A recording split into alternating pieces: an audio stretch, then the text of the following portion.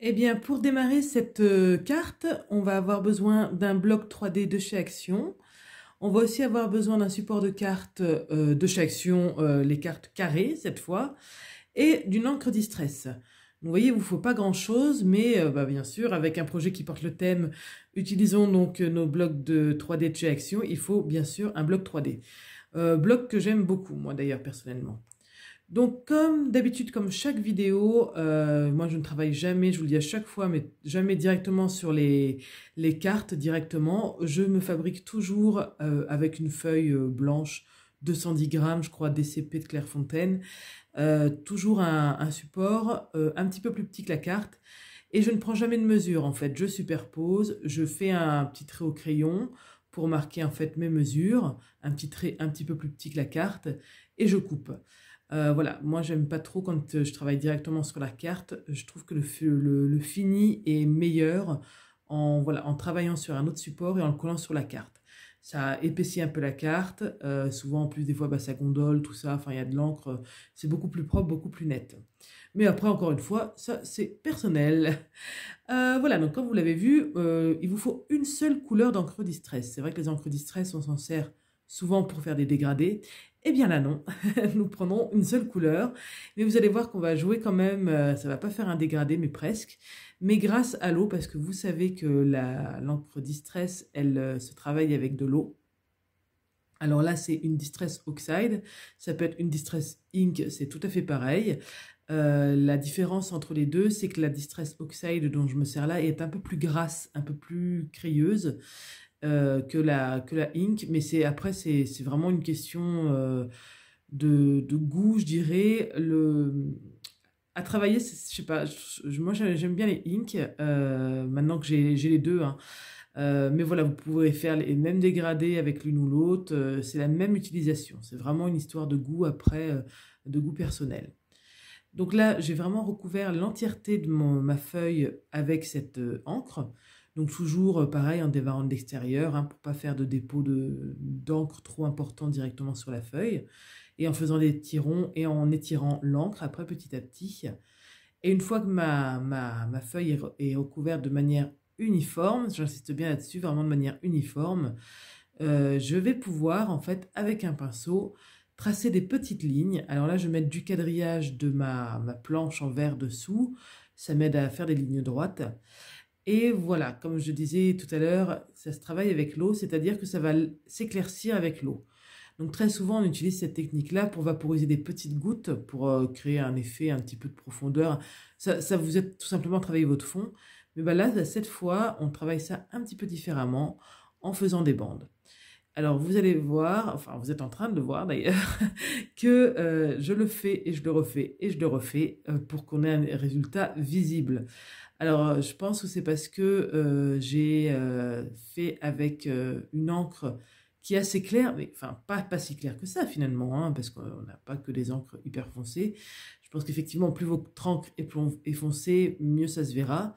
Mais il a fallu que je passe au moins 5 ou 6 fois sur les bandes pour que ça se voit. Donc, vous voyez, je vous ai laissé une longue partie, mais je sèche toujours un peu entre deux pour pas. En fait, je voulais pas que l'eau ne déborde. Il faut, pour que l'effet soit visible, il faut que la bande soit à peu près nette.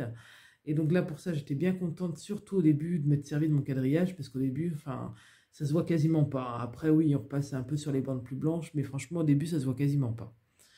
Donc bien sûr, voilà, donc je suis passée au moins 5 ou 6 fois, je vous dis facile, je séchais un petit peu égal entre deux, un petit peu, hein, légèrement, parce que je ne voulais pas non plus détremper le papier. Mais malgré avoir séché entre deux, enfin non, justement, c'est de mouiller, sécher, et ben ça gondole un peu le papier, il n'est pas très plat.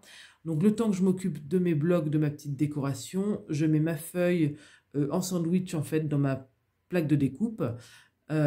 Et comme ça va bien l'aplatir. Ça, c'est vrai que c'est une technique que je vous recommande quand vous travaillez un peu les encres, les aquarelles, tout ça, le papier, même si on utilise un papier épais, ça a quand même tendance à se travailler un petit peu. Si vous avez d'autres projets à faire entre deux, d'autres choses à faire entre deux, des tamponnages, je sais pas, une colorisation, et ben mettez votre feuille dans votre machine de découpe et vous allez voir que même si vous la mettez 5-10 minutes, et ben franchement, ça va bien vous l'aplatir. Donc voilà, petit truc et astuce. Voilà. Donc ensuite, j'ai découpé mes éléments du bloc et je prends le scotch de chez Action 3D. Alors ça, autant c'est un scotch que je vous décommande quand vous faites des shakers parce qu'il n'est pas assez épais. Il n'est pas assez épais et vos éléments de shaker vont pas avoir assez de place pour remuer en fait. Ils vont vite être coincés entre le rhodoïde et le papier. Mais autant pour ces petits trucs-là, je trouve ça pas mal parce qu'on superpose au moins 4 ou 5 épaisseurs. Et c'est vrai que si on a des mousses 3D très très très épaisses, je crois que des fois il y a du 3 mm ou 5 mm même, c'est vraiment beaucoup trop épais quoi. Enfin, vous allez vous retrouver avec une épaisseur. Alors, franchement, c'est joli aussi, hein, mais attention, attention, que si c'est un projet que vous envoyez, tout ça, enfin, voilà, moi, je fais déjà du matage et tout. Donc, bon, après, vous allez me dire, c'est histoire de goût. Mais voilà, moi du coup, comme quand même on superpose les couches, je reste quand même sur du fin. Donc, je prends le gros rouleau de scotch pour les grandes surfaces et je prends les petits carrés de mousse de la même épaisseur, bien sûr, pour les plus petites surfaces. Qui, d'ailleurs, elles sont très vieilles, mes carrés de mousse, et elles viennent de chez Action, mais ils en font plus depuis très longtemps. Et en fait, elles collent plus, donc je suis un peu déçue parce que j'en ai plus. Donc je pense qu'il va falloir que j'en commande, vu que Action en fait plus, il va falloir que j'en commande sur un site Craftly ou Raison Créative, je sais pas, pour en avoir.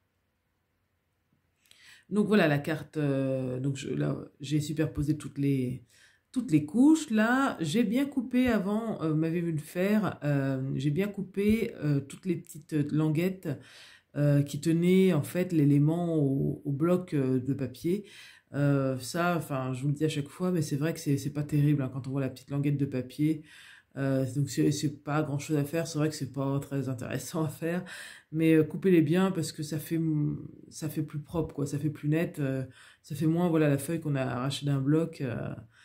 Et là, vous voyez, il y a des petits éléments blancs. Alors ça, c'est des petits défauts, ça me l'avait jamais fait, mais on voit les petits éléments blancs autres que les languettes. Hein. Je sais pas, c'est mal. Enfin, il y avait des petits éléments blancs, donc j'ai mis un petit coup de feutre très fin, rouge ou marron, ça dépendait d'où j'étais. Et du coup, bah voilà, ça suffit à gommer ces petits éléments blancs qui font vraiment pas. On voit que ça en fait, hein, et ça fait pas un fini qualitatif. Donc j'ai repris mon fond qui est maintenant bien plat. Je viens de travailler un petit peu, alors vraiment le strict minimum, voilà, le minimum syndical, des petits tampons écriture comme j'adore et des petites gouttelettes. Donc moi mes gouttes c'est une des encres de chez Lindy's que j'ai acheté exprès. Et oui, oui, et je trouve très pratique. On peut mettre de la peinture, on peut mettre des trucs, ça c'est tellement pratique. On ouvre, on dévisse, tac tac, voilà, c'est vite fait. Donc très pratique. Après, faites comme vous voulez. Hein. D'ailleurs, peut-être vous voulez même pas faire de petites gouttes. Moi j'aime bien. Donc comme j'aime bien et que je le faisais souvent, j'ai investi dans quelque chose de pratique.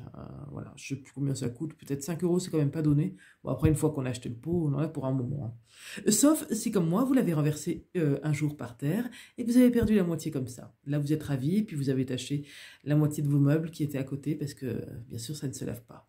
Mais sinon, si vous faites pas ça comme moi, ça vous dure un moment. Voilà, c'était la petite aparté pétise de Laetitia. Je mate sur du noir, même technique, je ne mesure pas, je superpose et je fais un petit trait et je coupe. C'est tellement plus pratique et moins source d'erreur, enfin pour moi en tout cas, que de mesurer. Parce que moi je mesure, je retiens la mesure à peu près une demi-seconde, j'ai la mémoire d'un poisson rouge. Voilà, donc en faisant un trait, au moins je ne peux pas oublier. Voilà, la dernière fois, je vous avais écrit un petit coucou avec la colle. Là, je me suis sentie l'âme artiste. Je me suis peut-être un peu enflammée parce que, franchement, j'espère que je scrape mieux que ce que je dessine. Je suis pas prête de me recycler dans une chaîne pour le dessin. Hein, parce que vous avez vu mon petit chat.